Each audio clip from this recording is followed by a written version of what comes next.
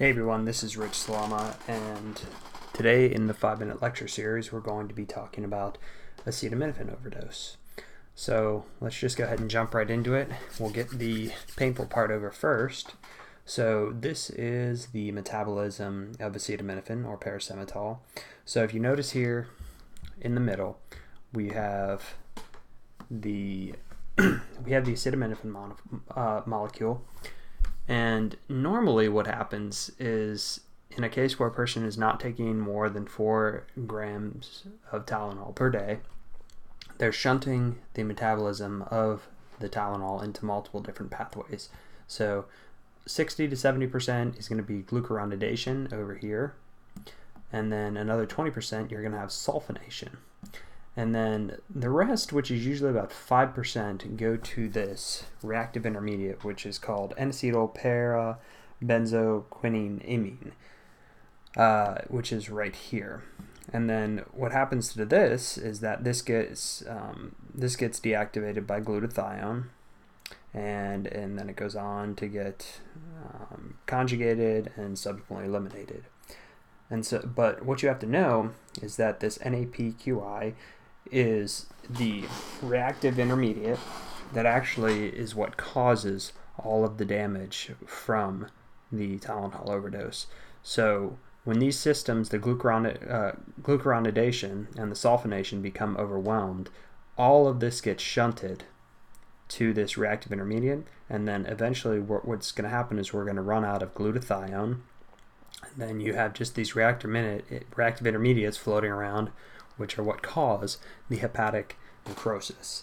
And again, this is getting a little bit ahead, but what N-acetylcysteine does, the antidote, is that it repletes glutathione, which allows the elimination of this reactive intermediate.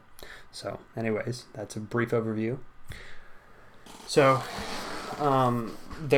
the main thing that you have to worry about is in kids and adults, the toxic dose is greater than 140 milligrams per kilogram per day, and they're going to cause hepatic necrosis by the reactive intermediate that we talked about previously.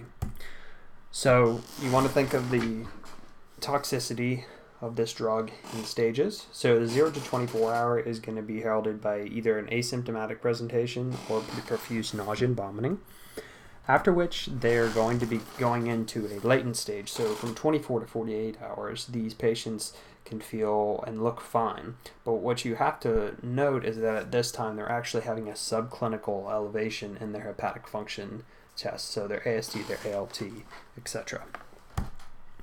3 to 4 days is when these patients are going to get the sickest. So this is the point when they're going to have fulminant hepatic failure, metabolic acidosis. They can have associated renal failure. They're going to have jaundice. They can be very, very sick. And so this is kind of the point where they're not going to be looking too good whatsoever. And then stage 4, which is generally beyond 4 days to 3 weeks, they most usually will get better if treated. Now, that's if they get treated. If they don't get treated, this is kind of the phase where most people are going to expire. But for the most part, if these patients are caught early enough, we can most likely initiate treatment early enough to where they will recover. So again, stages: stage 1, stage 2, stage 3, stage 4. This is just for your own reference. And then we're going to go ahead and get onto the antidote here. So this is the fancy Rumack and Matthews nomogram.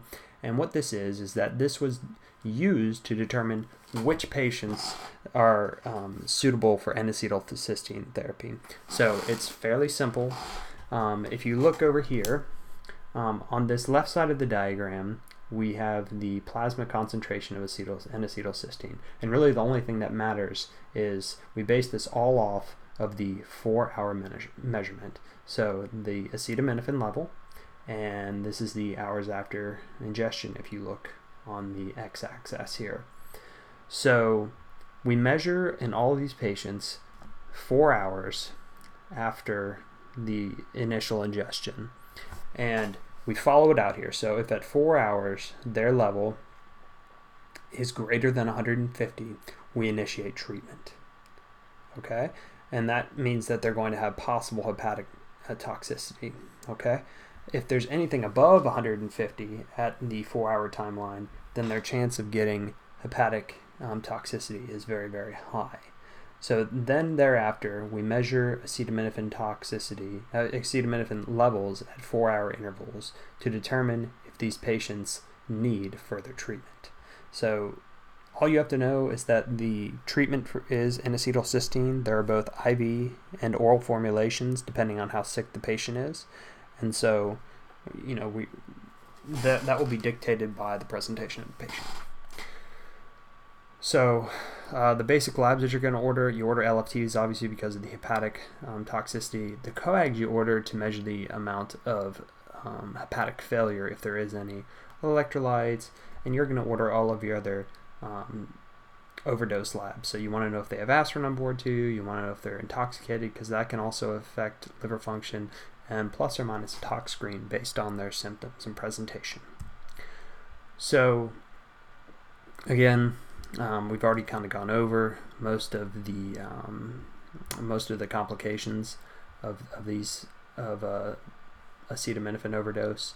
Just know that most of your dosing of N-acetylcysteine is going to be based on the Matthews-Romack nomogram. All right.